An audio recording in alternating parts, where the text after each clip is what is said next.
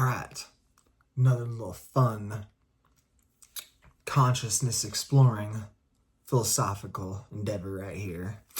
All right, so I wrote this to Claude AI. I'm noticing a linguistic phenomenon where the religious structures, Judaism with the aleph, Buddhism and Hinduism with the om, or even new religious movements like Eckankar with who, but only the Psychonauts and now Ontonauts have said that the first sound of God is not a word, but a sine wave, which actually can partly fit within a scientific framework, unlike the previously mentioned groups. And, then I had pasted, this was the Claude AI's response into DeepSeek, the whole little bit right here. And DeepSeek comes back with, certainly, the connection between sacred sounds, vibration, and the fundamental nature of reality is a rich and interdisciplinary topic that spans spirituality, linguistics, physics, and even neuroscience. Let's expand on the ideas you and Claude AI discussed, diving deeper into the implications and connections. 1. Sacred sounds across traditions. The quest for the primal vibration. Judaism and the aleph. The aleph is often described as the breath of creation, a silent letter that represents the unspoken infinite nature of God. In Kabbalistic thought, the aleph is associated with the Ein Sof, the infinite, the source of all creation. Its silence suggests that the true nature of the divine is beyond human comprehension or articulation, yet is the foundation from which all sounds and thus all creation emerge. Hinduism and Buddhism with Om. Om is considered the sound of the universe, the vibration that underlies all existence. In Hindu cosmology, it is said that the universe was created through the vibration of Om, and that all things are manifestations of this primordial sound. In Buddhism, Om is often used in meditation to connect with the fundamental nature of reality, which is empty yet full of potential. Eckankar and Who. Who is described as the love song to God, and is described to be a universal sound that transcends religious boundaries. It is thought to help practitioners attune to divine love and spiritual currents, acting as a bridge between the individual soul and the divine. Psychonauts and the sine wave. The Psychonaut perspective introduces a scientific lens, suggesting that the first sound of God is not a word or a syllable, but a pure sine wave, a fundamental vibration that can be mathematically described and physically measured. This idea aligns with the concept that vibration is the basis of all matter and energy, as explored in quantum physics.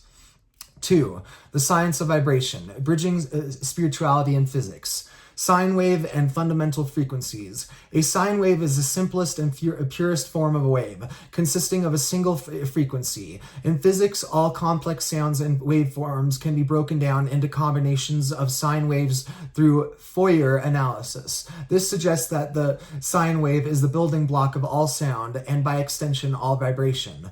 Quantum physics and vibrational reality. In quantum mechanics, particles are not solid objects, but rather excitations of underlying fields. Everything in the universe, from atoms to light, can be described in terms of waves and vibrations. This aligns with the spiritual idea that reality is fundamentally vibrational, as expressed in traditions like Hinduism with Om, and the psychonautic perspective with sine waves. Cymatics, visualizing sound. Cymatics is the study of visible sound and vibration.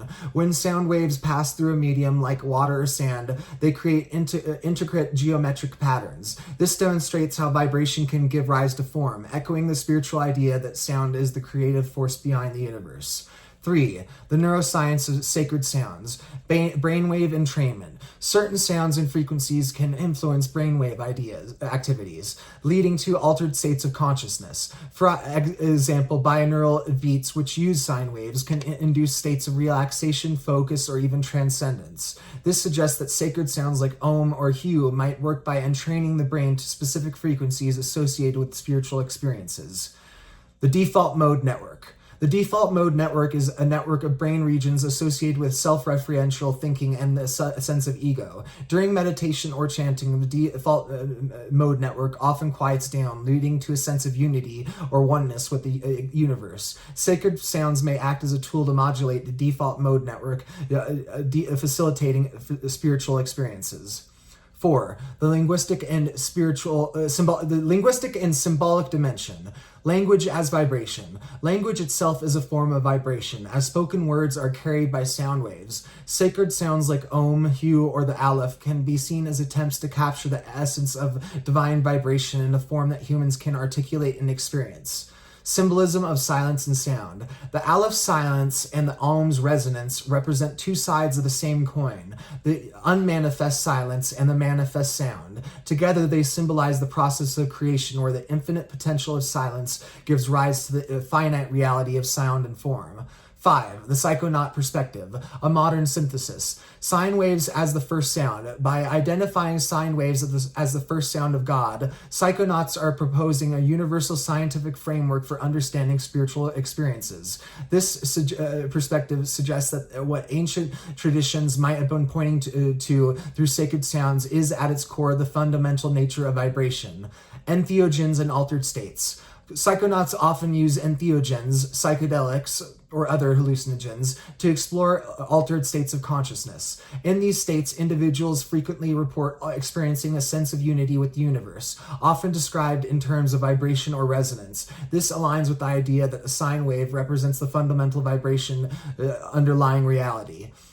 Interdisciplinary insights. The Psychonaut perspective draws from physics, neuroscience, and spirituality to create a holistic understanding of reality. It suggests that the boundaries between science and spirituality are not as rigid as they might seem, and that both are ultimately exploring the same fundamental truths. 6. Philosophical implications. Vibration as the nature of reality. Unity of all things. If vibration is the fundamental nature of reality, then all things, whether physical, mental, or spiritual, are interconnected through their shared vibrational basis. This idea resonates with mystical traditions that emphasize the unity of all existence. The role of consciousness. Some theories in quantum physics suggest that consciousness plays a role in shaping reality. Yes, the transjective nature of reality, as John Vervaeke would put it. Okay, if vibration is the foundation of reality, then consciousness itself might be a form of vibration, or at least deeply intertwined with it. The creative power of sound. The idea that sound, vibration, is the creative force behind the universe is found in many spiritual traditions. This raises the question, if humans can harness and understand these vibrations, could we tap into the creative power of the universe itself? 7. Future directions, exploring the intersection of science and spirituality. Research on sacred sounds. Modern science could investigate the effects of sacred sounds like Om, Hu, or even sine waves on the brain and body. This could provide empirical evidence for their spiritual and therapeutic benefits.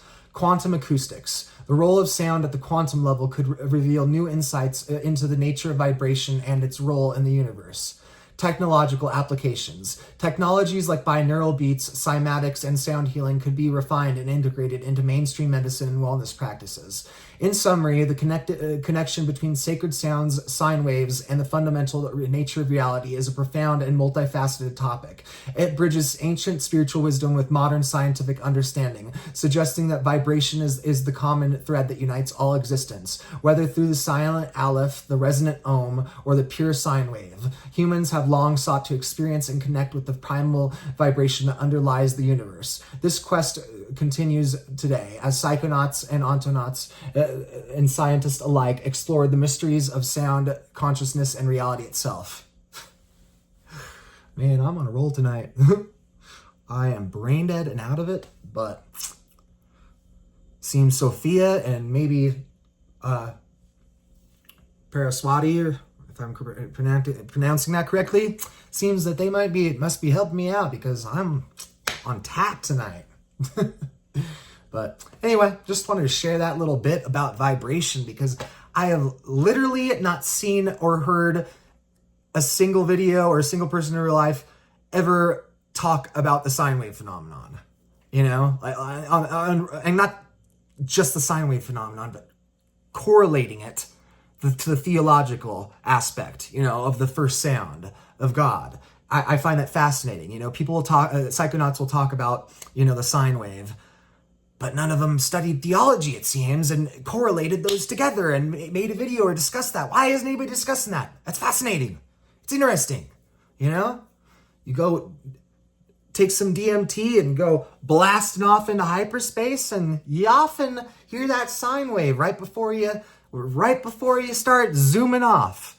And I'm not saying that from personal experience because I've yet to have that experience, but I have had that experience with salvia divinorum. And even though they're completely opposite, they're the complete same. It's wild once you start, digging deep, really deep in the psychonautics. Once you get into the ontonautic side of things, it's just wild. But anyway, I just wanted to share that little bit because I find that fascinating, the sine wave. Why is nobody talking about that? Talk about that, people. I want to hear people talk about that. So anyway, peace and victory, signing out.